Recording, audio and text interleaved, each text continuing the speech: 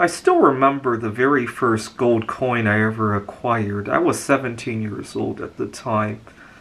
I was going to college part-time, and every day when my mom would drop me off at the college campus, she would give me some money for lunch.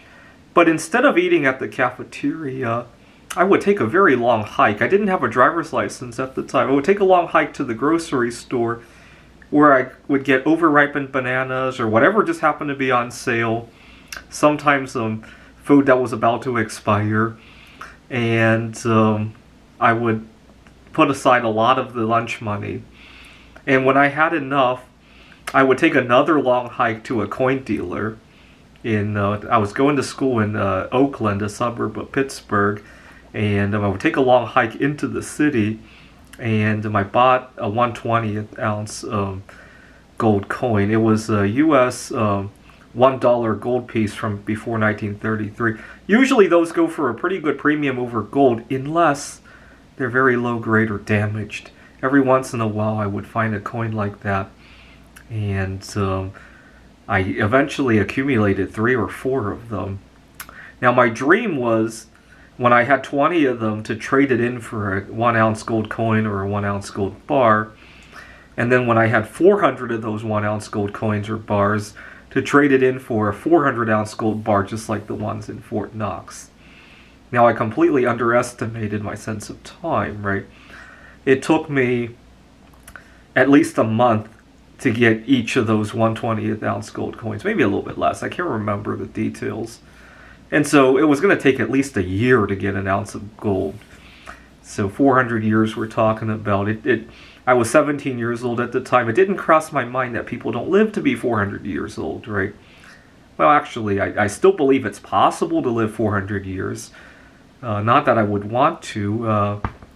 But anyway, eventually my mom, one day she was helping me clean my bedroom when she discovered my collection. I must have had 4, 5, 6 of them at the time.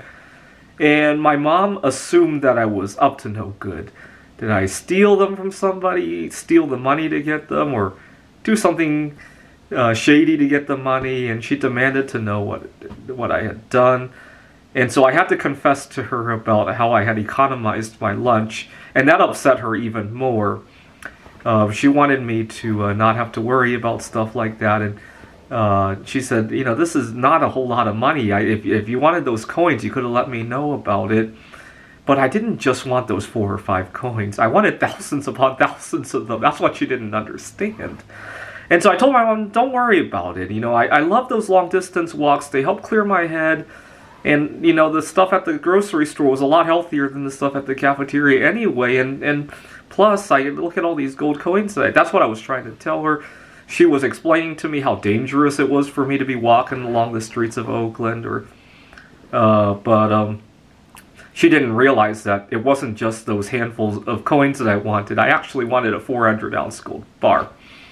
Now, why do I bring up this story?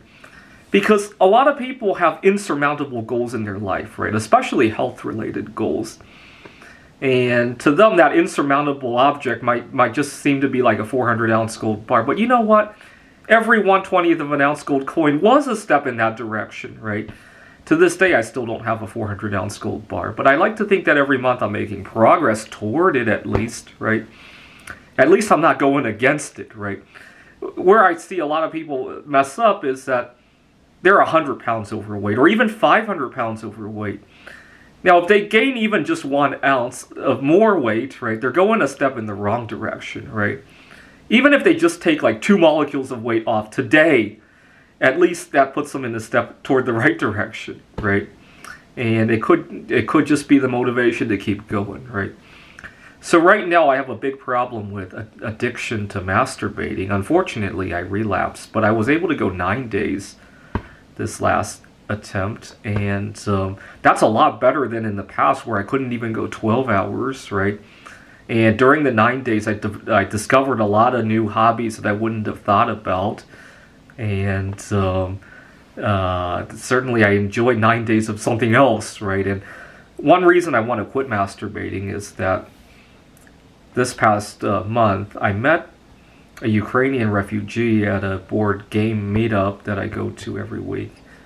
And I'm nervous about talking to her. But one time I went there after 5 days of not masturbating, and without even thinking about it, I was having a conversation with her, because the not masturbating kind of created a hole in my life, and it just created a vacuum that caused me to suction up the opportunity to talk to her. I don't know if that made sense, but that's how I felt about it. But certainly, eventually, if I want to go a year without masturbating, I'll have to go 5 days at some point, right? If you want to lose 100 pounds, you have to lose 1 pound at some point, right?